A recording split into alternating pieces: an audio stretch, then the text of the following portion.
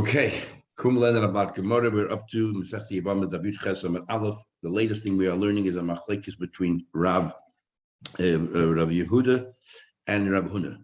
Rav Huna is the name of Rav, and Rav Yehuda. That is the following: is when two brothers, Reuven and Shimon, and Reuven dies childless, do we say that straight away there is a connection, a bond between Reuven's wife and Shimon, even before Shimon marries her, before Shimon even gives her a mimer, gives her kedushin?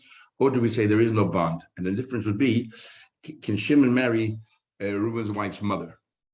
If there's a bond already between the two, then Shimon cannot marry Reuven's wife's mother because he believes there's a zika. There's already a connection between Reuven's wife and Shimon, and therefore it's as if he's marrying his mother-in-law, and he cannot do that. And if you hold, however, that there is no zika, there is no bond, then definitely he can marry the mother of Reuven's wife. Okay, so we're up to the Gemara here in the Fiches Amar Aleph. We are up to Masiv Rav Huna. Actually, we learned that we're up to Eisve Abaya, about 15 lines on the top of the page. Eisve Abaya. So also we're learning here about Rav Shimon's view is that this whole Gemara started from the Rav Asia. That is that. Okay, we'll come back to it soon. Second Gemara for Eisve Abaya. I'll ask you a question. Says there were two brothers. There were two brothers living in the world at the same time. You have Reuben and Shimon living at the same time. The Mace Echman, let's say Reuben died childless, below Vlad, without any children. He came along Shimon Hazeh. So now Reuben's wife has a mitzvah to marry a brother-in-law. So he came along Shimon, and last says minded the event. He went ahead and he gave her kedushin, right? Which we said Maimer is only midrabanan because it's only through beer. So he gave her kedushin, but lasts by Maimer. But before Shimon had a chance to actually actualize, in other words, he wanted to make this connection. He wanted to give her kedushin, but he didn't give it to her. Right before he gave her kedushin, suddenly his mother gave birth to a third child, Levi. Now suddenly Levi came around. Now Levi is a brother who was not around when Reuven died, which is called an Eshes Ach Shelo Haya B'Olamai, and therefore Levi is forbidden to Reuven's wife. So the din is V'meis, and then Shimon died. So now Levi has over here two women on his hand. He has Reuven's wife, and then he has Shimon's wife. He's a Harishayna Yaitz. So the first one goes out, Mishum Eshes Achi Shelo Haya B'Olamai. Reuven's wife is totally exonerated from Yibum because the Levi was not around when Reuven died. What about Shimon's wife? The Shnia, the second one, has a mitzvah of Yibum, so Levi can either marry, she can hang around, wait till Levi matures, or she goes, or she gets a chalitza. But what do we see from here? That there is no connection between Reuven's wife and Shimon's wife. In other words, there is no bond. We don't say automatically as soon as Reuven died, Shimon already is connected to Reuven's wife, and therefore, midrabanan at least, Shimon now has Shimon's wife is the tzara of an erva of Reuven's wife. So we see clearly there's no connection. So it's a question on Rabbi Yehuda. Yes, I think if you can look at Rabbi Yehuda, there's a connection as soon as Reuven died. There's a bond between that, his wife and Shimon. That Shimon's wife is the tzara, is the co-wife of Reuven's wife, at least midrabanan. Bezika through connection. So clearly through a bond. Question on Rabbi Yehuda. So you want to answer this. There's no disputing this brayso. The brayso clearly holds that there is no bond. However, Hamani Ramehi, this is actually the view of Rameir, and everyone agrees Rameir holds there's no bond. Rabbi Yehuda was saying, I was talking according to Chachamim. According to Chachamim, there is a bond. What's the story of Rameir? Amar Ein Zika. Rameir holds there is no bond. Says the Gemara. You want to convince me Rameir holds that there's no bond, and therefore he's the author of this brayso. Let me say a question, but now we look in the Mishnah. There 4 brothers, Reuven, Shimon, Levi, Yehuda. And the Reuven and Shimon were married to 2 sisters, Rachel and Leah. And then what happened was Mesu, Hanasuin, Achayis. Reuven and Shimon died. So now you have 2 brothers, Levi and Yehuda, and there's 2 women there, 2 sisters waiting for them. So technically, Levi can marry one sister, and Yehuda can marry another sister. There's no problem of marrying 2 sisters. The din is the din is that they cannot get married. They can only get a chalitza. Why can't they get married? Because it's as if to say that both sisters are tied to each brother. So each brother now has a problem, he can't marry either woman because each woman is the sister of his zakuk. And a zakuk, because there's a bond, as if already Rabbanan, it's your wife. So you cannot marry the sister of your wife. So we see clearly from here that Rameir holds, and the author of anonymous missions are always Rameir. So it seems to me Rameir holds that there is a bond between the person who the woman who's waiting to marry a yavam straight away. Now, if you're going to be of the opinion that Sarah Meir holds, Ein Zika, if you can tell them what, Meir holds that there is no bonds, what's the problem?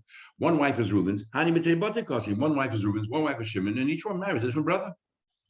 Why can't each one marry a different brother? There's no sister of anything here. So what's the problem? The only reason why you cannot get married to either of them is because each one is a sister of your zakuk, of the one that you bonded with. And that's the problem. It's as if you're marrying the sister of your wife. So doesn't that prove Rameir holds there is zika? Says really there is no bond. So what's the problem? The problem is an interesting concept here, and that is as follows. So the Kesavri holds you're not allowed to create a situation where someone who had a mitzvah yibum suddenly it dissipates, it loses it. So for example here, Asr levatul mitzvah yibum. So let's say Levi marries one of these women. Okay, Levi marries one of these women. The other woman then is bound to marry Yehuda. But then what happens is, if Yehuda then dies before the other woman has a chance to marry Yehuda, so now the other woman has no choice but to marry Levi, but she can't because now she's the sister really of Levi's wife. And then therefore what happens, she's potter completely from Yibam Chalitza. So you just robbed her from her mitzvah. You're not allowed to create a situation where you're robbing someone from the mitzvah. Therefore say, you know what, give them both Chalitza and no issue. The Dilma at the Meyav Mechad Mayis Idach. Let's say Levi married one of them, so the other brother dies. And the kabatal to mitzvah yivamin, and therefore you completely canceled out the mitzvah yivamin. Now the question is, vi ein zika. So therefore that's how we answer. That Rameir holds that there is no zika bond. So there's no bond. How come Levi and Yehuda can't marry the two respective wives of Reuben and Shimon? Not because they're the sister of the zakuk, but because you might completely destroy or vanquish the mitzvah yivamin for one of the wives. If Levi marries one, and then the other brother dies. So let's encourage one of the brothers to give a chalitza first, and then the other brother will marry. And there's no drama, there's no zika, there's no problem. There's never a sister of your wife, and there's no chashim of dying. But what goes next time we'll do the reversed order. You're going to encourage people to say do chalitza first on one of them, so the remaining one, no problems can arise. But what happens if people do the other way around? They don't understand these regulations. Yevamos is difficult enough as it is. That's why we avoid it altogether. Says about if you want to link it, so you want to say that you can hold there's no bond and yet hold that we don't want to vanquish the mitzvah. We see other Tanaim will hold that there is no, where they hold there's no bond. They also hold nothing wrong with removing the mitzvah. What's the story there? But he says, he's of the opinion also that there's no bond, and yet and he has no issue, no problem at all with removing the mitzvah yibum as well. What's the story? Now we learn, says, let's say there were two brothers, Reuben and Shimon, married to Rachel and Leah. The thing was, Reuben was married to Rachel, who was an older woman, over Bas Mitzvah, but Shimon married Leah, the younger sister, who was only 9 years old at the time. And then what happened was that Reuben died. So there's a mitzvah of Yibum to marry Reuben's wife. The problem is that this girl is married to Shimon, the sister is married to Shimon midrabbanan. Remember, until the age of 12, she could walk out. So her whole marriage is only midrabbanan. But by her being married midrabbanan, Reuben's wife can't do Yibum. In fact, she's totally exempt.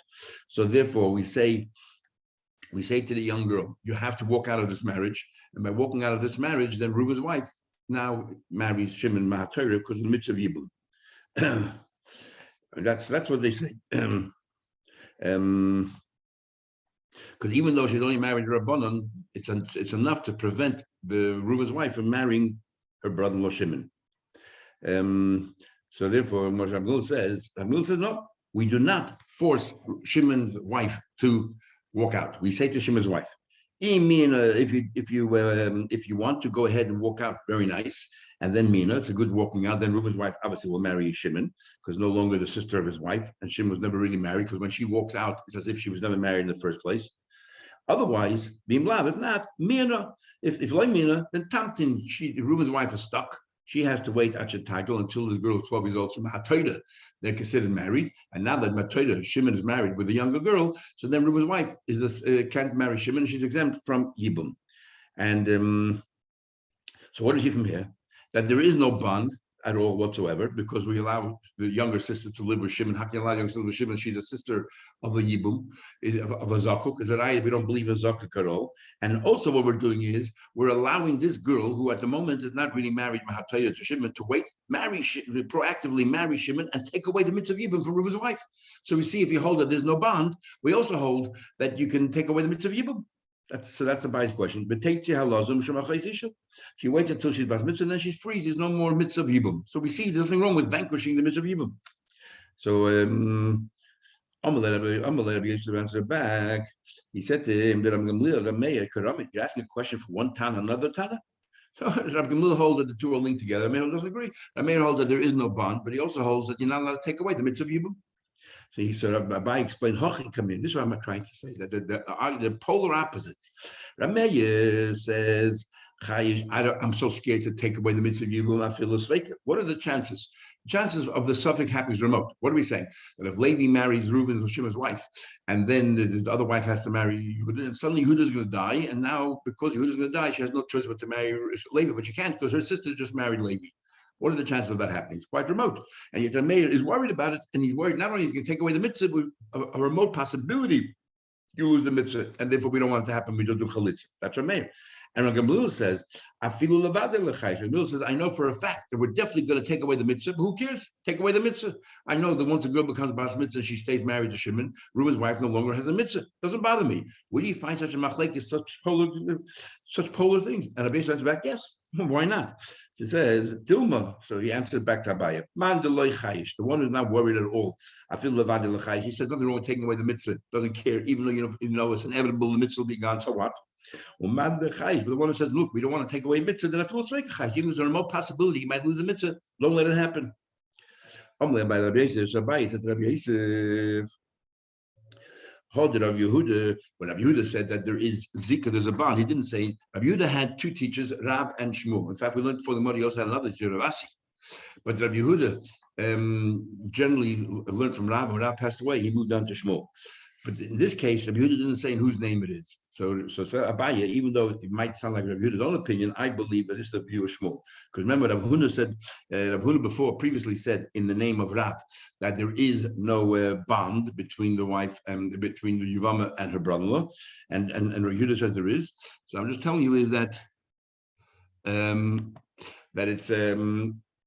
it's probably Shmuel's opinion. Now we learn Shemed is Yavam, a woman is Yevama. Remember again, Shemed is Yavam is waiting for a brother, which we call a Yevama. So Shemed is Yavam, she kiddush achiv. What happens if Reuben was died, and then Shimon went ahead before he married, before anything happened to Reuben's wife, went ahead and engaged with Rachel. Leah was married to Reuben, and then Reuben died, and then before anything happened, Shimon went ahead and got engaged with Rachel. As a result of that, what happens now? So where comes when Yehuda say it and says, we tell Shimon, Hamten, don't do anything more. There were three brothers there. There was Reuben, Shimon, and Levi. So we tell Shimon, don't continue with it. Okay, with the process, you just got to engage. Don't go any further. Don't go any further because and let Levi do the yibum with Reuben's wife, and then you go ahead and marry. Hamden, wait. We tell him, wait until your brother marries, let's say, Reuben's wife or gives a chalitza, and therefore because right now you cannot marry Rachel. You cannot marry the sister of Reuben's wife because Reuben's wife is attached to you. If you're going to go and consummate the marriage, you are living with the sister of your zakuk. I don't want that to happen. So Yehuda say that clearly holds that there is zakuk, that there's attachment, and therefore you can't continue any further. And by the way, it's only talking about because he got engaged with her after Reuben died. If he would have got engaged to her before Reuben died, she did everything in a permitted way, we wouldn't have told him. He's already involved with Rachel. We would have told him to continue. It's because he did it after Reuben died, after already he had an attachment with Leah. You went ahead, he did that, so we told him he can't go any further. And what we see clearly, Reuben says that there's an attachment, but as soon as Reuben dies with the wife, with the two Yevamas, with the two brothers-in-law, and therefore he can't go any further with Rachel. And Shmuel made a comment, halacha Reuben say that. So we see clearly Shmuel holds that there is zika, and therefore Rabbi must be talking in the name of Shmuel. Amalei. So Rabbi Yosef said back to him, what compels you to say that it's only in the name of Shmuel? The Rav Mai. So what? Maybe it's also the name of Rav.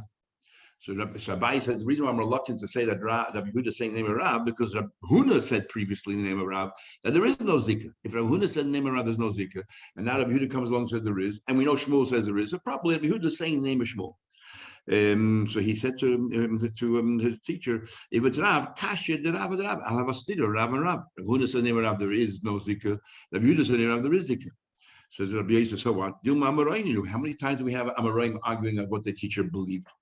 Believe it or not, they're arguing within the Rav what Rav's opinion was. So Abai said back to his Rebbe, we clearly heard Shmuel say that there is zikah. And then now you want to say in Rav, you want to create an argument. We're not going to leave behind Shmuel beheaded, where Shmuel clearly said there's zikah.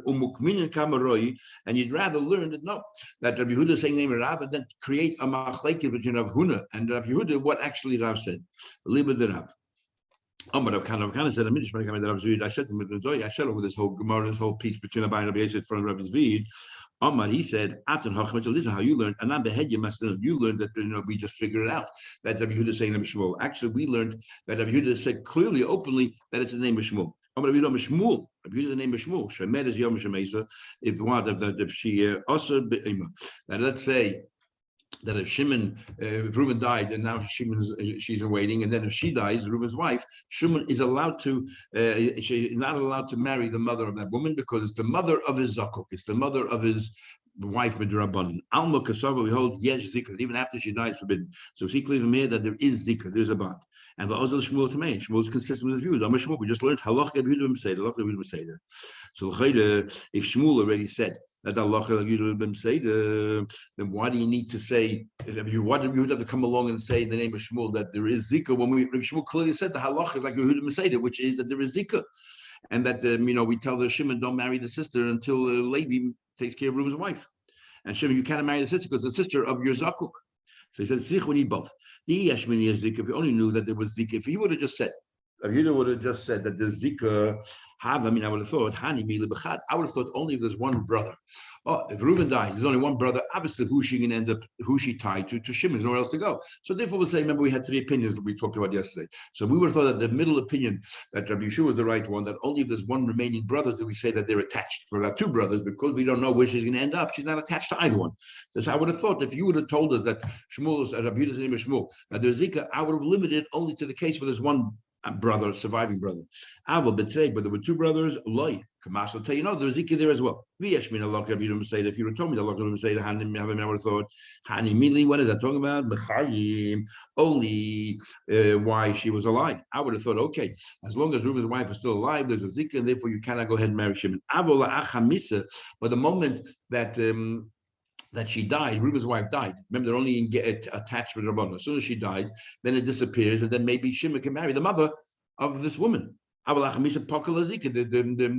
Yibum died, the connection died. She's no longer the mother of your Yibum because it never eventuated.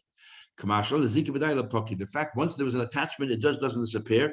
You have to do something to sever the tie, and either through chalitza Yibum. If you didn't, she's still the mother of the woman that you had a connection to, and you cannot live with her. So this Mishnah continues. We learned the first Mishnah. So the first Mishnah we introduced the idea of Eichazach Shalai Hayabay Lamai.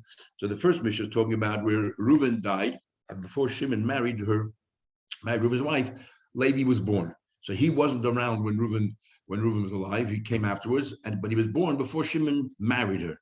And we said, well, that's a case of an Eichazach Shalai Hayabay Lamai, and she is forbidden. She cannot. There's no connection between that boy and Reuben's wife. In fact, there's an issue of marrying your brother's wife. Okay, and what do you call it? And if then after the Levi was born, this woman goes ahead and marries Shimon. So Shimon now has two wives. So then we say that Shimon's other wife, remaining wife, is a co-wife of an erva, and therefore neither of them have any connection. Okay, that's what we learned. We didn't introduce Reb Shimon yet. Case number 2 says the Mishnah. What about Shnei Achim, two brothers? B'meis echad mehen, and Reuben died. V'yibim hasheni. In this case, Shimon did marry Reuben's wife before Levi was born. So Shimon married Reuben's wife, and then and now suddenly Levi was born. So when Levi was born, Shimon had two wives. Reuben didn't exist, and there was no Yevamah in waiting. Shimon married them both.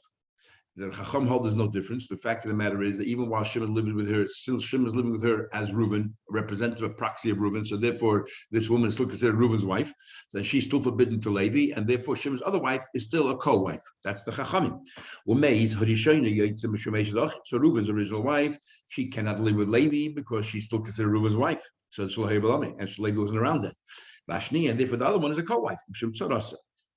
Also, what happens? Let's say Shimon didn't actually marry her. Reuben died. Shimon went ahead and gave her kedusha, which is midrabanan, and then Levi was born. And then Shimon died. What happened in this case? Shimon's wife is not a co-wife of Reuben's wife, but midrabanan they are. So therefore, we say here, Hashniya chiletzev le'Yevamos. So obviously, Reuben's wife, there's no yibum whatsoever. But Shimon's wife, the remaining wife, we don't let her get married because Rabbanon, she looks like the sister, the co-wife of an Arab, but you need something, so we give her chalitza. Rav Shimon disagrees, and the question is, will he only which mission is which case he disagreeing? Only in this mission or the first mission as well? Rav Shimon says Rav Shimon says that no, that since Levi was born, after there was a connection between Reuben or after Shimon, we'll see in the Gemara later. According to the Machlekes, what Rav Shimon is talking about, but since Levi was born, and now both wives are Shimon's, so there's no Reuben anymore. Reuben's out of the picture, Shimon's wives, and therefore he can live with either one of them. He can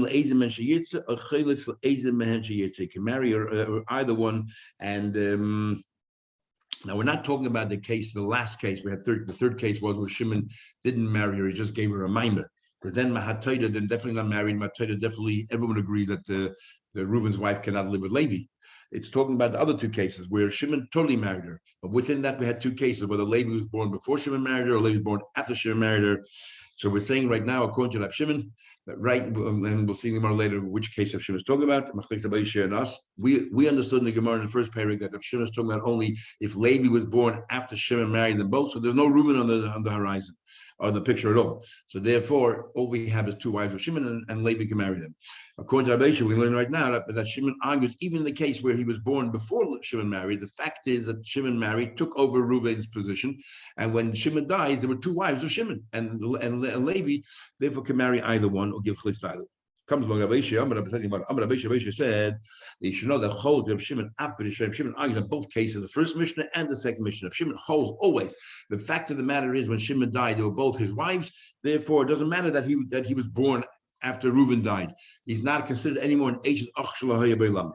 Mimai. How does he know that he's also arguing on the first Mishnah? Even how does he know he's even arguing on the case where he was born before Shimon married him? How do you know he's arguing that case as well? Which is the first Mishnah. Medektani Mishnah Yeseda.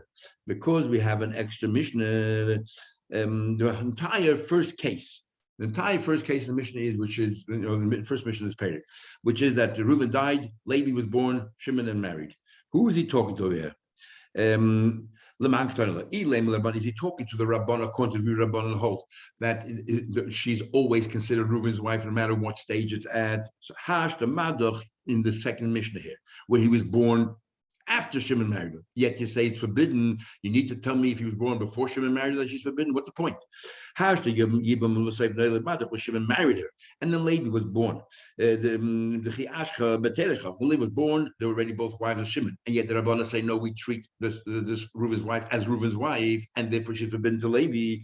So you need to tell me that you need to tell me in the case where that he was born before Shimon married her, so he was born when still Reuben's wife, and he couldn't live with her because Reuben was dead already when he was born. You tell me that Levi can't marry? Of course not. Elalav, the only purpose of the first mission is to tell you that Rav Shimon argues even in that case. So therefore we learn both cases to tell you the extremes of both opinions. The first case, we're telling you how far Rav Shimon will go to be matzah, to say that even though Levi was born before she was married to Shimon, so he lived with her together. There was a time that if, let's say, she never would have married Shimon, everyone agrees she couldn't marry Levi because Levi was born after Reuben died. Yet the moment she married Shimon, that's gone. That's how far up Shimon is lenient. They tell you how far up Shimon will go. But Tana Seif, in this case over here, where Levi was born after Shimon married already, Reuven was no longer in the picture at all. And yet the Chacham hold us also, the Achar Koich Rabban. Uvadinu, so why doesn't it mention Shimon's name in the first mission as well? Uvadinu, you're right, the Nifler of Shibadesha. He argues in the Reish as well. Elagama, and not to Lula Rabbanan, he waited for the Rabbanan at the Messiah. He waited for the Rabbanan to finish everything they had to say. And then Rahad the Polygalaya. So these two missions are actually one long mission. The Rabbanan were doing all the talking, then Shimon came along and gave his opinion. So let me ask a question. The fact is, we learned before, it says, that we learned before that there is a concept of an Eishes Och Shaloi Ha'ibalamer. So according to Shimon, when can that be? Can you ever find a case of a, you're not allowed, if your brother was born after Reuven died, that she's forbidden to him? When is that? Because as soon as she marries Shimon, it's permitted. He's talking two possible scenarios. Either Bechad Acha, the Meis, what happens? Reuven was the only son when he died, and then suddenly Shimon was born. So there is no Levi, there's nobody else, just Shimon. So now, according to everybody, she cannot live with Shimon because Shimon was born after Reuven died. So even if Shimon will be married, in this case, she's a free woman. Inami or Betrei V'Loyim, or even if Shimon, there was three brothers, Reuven, Shimon, Levi. Reuven died, but if Shimon never married her, then she's still Reuven's wife all along, and that's why she cannot marry Levi. V'Loyim and V'Loyim Meis, and didn't marry her, nor did he die. Says the Gemara, okay, let's understand. Bishloim, in the case of Yibam, let's say Shimon married her. I understand the logic. But then Levi was born. I understand the logic about the logic makes sense. Levi, why is Levi permitted to marry both Shimon's wives, including Reuven's wife? Because she's no longer Reuven's wife. The moment Shimon married her, she's no longer Reuven's wife. She's now Shimon's wife. And Levi was born while they were married. So therefore, Levi is considered brother-in-law. But if, let's say, he was born before Shimon married her, but after Reuven died, so why would Shimon say that even then he married Shimon? Why would Shimon say the Issa disappeared? There was a time, let's say it took 3 months before Shimon married her. During those 3 months, if Levi was born, she would have been in theory also to Levi, because it's a brother-in-law who wasn't around when Reuven died. So where did that Issa go? Why suddenly when she married Shimon, it's all permitted? The Achiyah, my time when answers, you know why? So Aisha answers to defend himself. Kasavri holds Yesh Zika. He holds that as soon as Reuben dies, she's considered attached to Shimon, and go one step further. The Zika Kichnusadam. Not only are they attached, but as if they're married already. And as if they're married. So therefore, even though Levi was born a week after Reuben died, she was already married for a week to Shimon. Because and that is the logic why Reb Shimon says that there's no longer an issue of Eishes Och Ba'Elamed, because she was already married to Shimon before she was born. Says the Gemara, Maskar Yosef, I don't understand. I'm soon going to demonstrate to you that even in the case where there's that natural attachment, that bond as soon as Reuben dies, and and furthermore, one of the brothers, Shimon, let's say, went ahead and gave her kedushin. So he reinforced that attachment, right? He gave her kedushin, which Rabbanan is a kedushin. And yet, Shimon himself is in doubt whether whether it's considered as if they're married or not married. You're going to tell me that and you, Rabbi, you're going to come tell me the logic here is that as soon as Reuben died, it's as if she's married to Shimon. And therefore, if Levi was born a week later, by the time he was born, she was already Shimon's wife, and Reuben disappeared. How can that be? What's the story? Where do you see that Shimon was in doubt? It's not even with 2 steps. And you're trying to tell me with 1 step. But now we learned 3 brothers, Reuben, Shimon, Levi, the Suyin, Shalosh, Noshim, Nochim. Imagine 3 sisters, 3 women, not sisters, not related, unrelated. So Reuben, Shimon, Levi married 3 sisters. 3 women. The Mace Echad Behen. So let's say Reuben's wife died. Yes, so we have Leah, we have Sarah, Rivka, and Rachel. So Reuben was married to Sarah, and Shimon was married to Leah, and Levi was married to Rachel. So what happened was, Reuben died, and now Sarah is there looking for a yibum, a chalitza. But Asa Basheni Maimer. So then Shimon went ahead and gave a Maimer to Sarah. So now Shimon went ahead and gave her kedushin. In other words, you're going to marry, I'll marry you. And then Shimon died. Shimon had another wife, and Shimon died. So Shimon died. So now Shimon has his own wife. Reuben's wife, which is, let's say, Leah, and plus he has the connection to Sarah. The problem is Mahat Torah, Sarah is still Reuben's wife, but the Rabbanon, she is Shimon's wife because he gave her kedushin. And the law is that you give that the mitzvah yibum is only if this woman is attached to one of the brothers, not to two of the brothers. And here, in a way, she's attached to two brothers. Matayda, she's still married. She was Reuven's wife, and with the Rabbanan, she's now considered Shimon's wife. The mace. Both of Shimon's wives only can get chalitza not yibum. Shenemer, it says, "Umeis echad mehem." Umeis echad mehem is Yevama Yavila. That if one of them died, the Yevama has to marry them. So we touch Misha only a woman. She has the mitzvah of marrying a brother-in-law based on one of her husbands.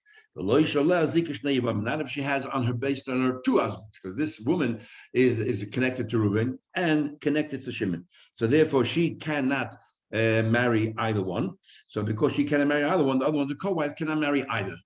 But chalitza, they have to get, because Mahatayda, they're really two separate husbands. Mahatayda is really Sarah belongs to Reuben, because it's only a kedushin that she got from Shimon, which Mahatayda doesn't recognize by Yevama, and Shimon has his own wife, so they both need chalitza. Says the Gemara, Rav Shimon says, Rav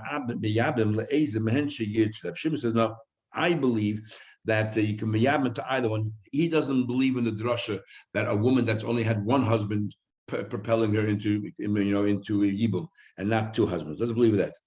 And he says, he says, if you believe that Maimer is Kainah, so the Shimon's wife. And so therefore it is only attached with the Shimon. And if not Kainah, and then there's only the Zika of the first wife. So one of them you can marry. So it's like Shimon. If Shimon has two wives, what do? You marry one of them. But could be Shimon. It's not considered. It's a suffix if the Maimed works. If it's not considered his wife, it's Reuben's wife. Then you can marry both of them. So because we don't know if you can marry one of both, so therefore one of them you marry, one of them you give chalitza to. And why you give one the chalitza? Because maybe it's considered Reuben's wife and one is Shimon's wife, and therefore each one needs some kind of severance. Why can't you marry both? The Dilma Yezzik, because maybe it's considered attached. Maybe the Maim is enough to make you have a Zika and a Maim. You have two things there. She's naturally attached to Shimon, and plus Shimon gave her kedushin. So maybe Tak is considered Shimon's wife, and you're not allowed to marry two wives of one husband. They would agree you can only marry one Yevama from one man. You don't marry both wives. Why can't you then just marry one and say the other one, well, Shimon has two wives, one of them you married, the other one is scot-free. You can't do it either. Because Dilma ain't because maybe even though there's a natural bond, plus he gave her a maimer, maybe it doesn't make her Shimon's wife at all. She's still Reuben's wife, so she needs her own chalitza. There's two women coming from two different houses. So what does he clearly from the basis said? That Rabbi Shimon himself didn't know whether a bond with a maimer makes any attachment to the husband. Alma Misapkalu, he's not sure. So what do you tell me the whole logic of Rabbi Shimon is? Why the boy was born after Reuven died, before Shimon?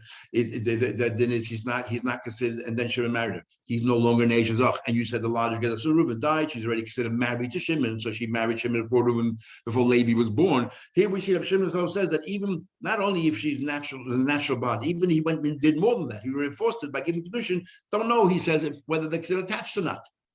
So why is that considered? If you can tell me, but the Raisa, maybe you can talk this. Rabbi Shimon says, of course, they're considered attached. As soon as Reuben died, she's attached Mahatayra to Shimon. But Midrabanan, since it doesn't look right, Midrabanan doesn't look like they did anything to be attached. They didn't live together yet. So Midrabanan still looks like Reuben's wife. And so he's saying maybe Zika's Mahatayra. But Midrabanan looks like they didn't get married yet. So therefore, Midrabanan, he says, look, we need a chalitza. So over here also, you can tell me that in this case here, that one of them is Yibum and one is Potter. Really, technically, they're both Shimon's wives. As soon as he gave her Kedushin, and even before then, they're both Shimon's wives. But the Rabbanah said, you know what, let's give a Chalitza because people see, they think it's still Reuben's wife because they don't see them living together. With the Rabbanah doesn't. Why? Because maybe people don't see the difference. They'll think, Shema Yem Rebbeis Yevamas Habosh Lepotin Chadam Yama Idach Mifter. But like, people will think Stamzei. If you have two brothers and they have two wives, even though Shimon didn't make a mime or anything else, we're going to say, you know what? They both don't need anything. One of them will get Shimon's wife will get married, and his wife is walks out scot-free. So he says, but no, what time with Rab Shimon, that Rab Shimon's whole part is he's not sure if Maimah did anything or didn't do anything. According to you, the other way around. Definitely they're attached, but we're worried about appearances. If you look at the wording of Shimon, it sounds like he's not sure if they're really attached. And even if he gave a maimer, I'm not sure if it works. The time we learned, in the Bryce, we learned a comment on this. If you can tell me that Shimon's maimer actually is effective, then Eisha Sheni who boil. Then if his maimer is a maimer, then really it's Shimon's wife that he's having a connection to. Why doesn't he says? Why doesn't he marry one of the women there? Let him marry the one who's Reuven's wife and Manoshech. If you can tell me that the bond and the maimer is considered married, very nice. So he's marrying, so he's living with Shimon's wife. And if it turns out to be somehow halachically they're not considered attached, so it's Reuven's wife. So he's not doing anything wrong. Let him marry Reuven's wife. That's with Shimon. So therefore, Rabbi Yossi says clearly. Rabbi Yossi said to Rabbi Yossi, I don't understand. Rabbi Yossi, all the logic he gave here. Why, if Levi was born after Reuven died before Shimon married, he's not a problem, because he says it's as soon as Reuven died, as if she's considered married to Shimon. When Rabbi Shimon himself says he's not so sure how we view that at all, because in this case over here that Reuven and Shimon died, and he said that that we don't know. And Shimon made overtures to Reuven's wife. We don't know yet. Is it considered Shimon's wife? Is it considered Reuven's wife? And he's not 100% sure. So he says, "Man, go ahead and marry her." But Manoshech, it's either Reuven's wife or Shimon's wife. What's the problem? Amalei bye. He said, 1 second. What are you comparing this case of Shimon, where he's not sure, to the case of Aishia? Well, isn't there a difference? In Rab Shimon's case over here, where he's not sure, he's talking about there were two brothers, and because when Reuven died, there were two brothers there, and we didn't know which one she's going to end up with. Therefore, he says, "No, I'm not sure if they're considered attached." But in the case of Aisha, maybe when we're talking about Levi was born, there's only one brother around. There's only one brother. Definitely, this woman is going to be marrying Shimon at the time as soon as Reuven died, and therefore, it's considered attached. And that's why when Levi was born, is already after she technically, in theory, was married to Shimon. So we said, Dilmos Abaye says, baby, Ki Am Rav Shimon Zika Kiknusadami. Where does Rav Shimon say that attached as if you're married, but Yevamos Daf? It's only one brother, which is what Abaye was talking about. Avo Bishnei Yevamim, would that two brothers lie? He says, I'm not sure, because I don't know which one he'll end up with. Says the Gemara, Mishon, Rav Shimon back to Abaye, Mishon Rav Shimon. You think